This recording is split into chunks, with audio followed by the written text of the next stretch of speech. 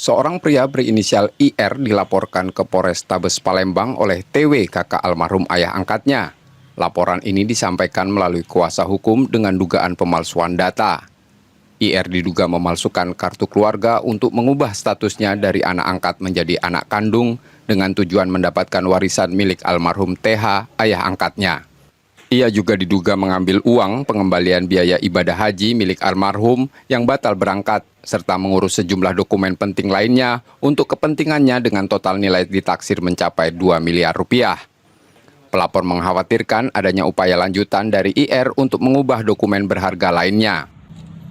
Sebenarnya almarhum ini mempunyai anak angkat satu orang dan dia telah ada suatu dokumen yang dipalsukan lah.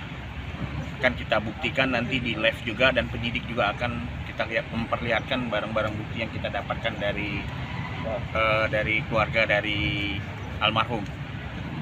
Surat-surat itu digunakannya apa? Digunakan sampai saat ini memanfaatkan mengurus-ngurus sertifikat, mengurus surat bank, dan diduga juga mengambil dari tabungan haji. Akibat kerugiannya? Nilai kerugian hampir, kalau yang sampai saat ini yang belum dideteksi semuanya, nilai kerugian motifnya hampir 2 miliar.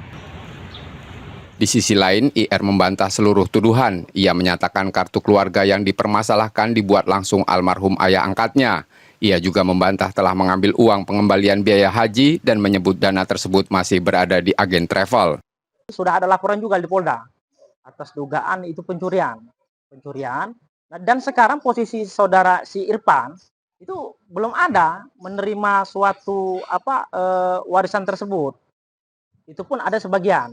Artinya kalau dugaan menerima seluruhnya dari aset almarhum itu tidak benar, gitu, seperti itu.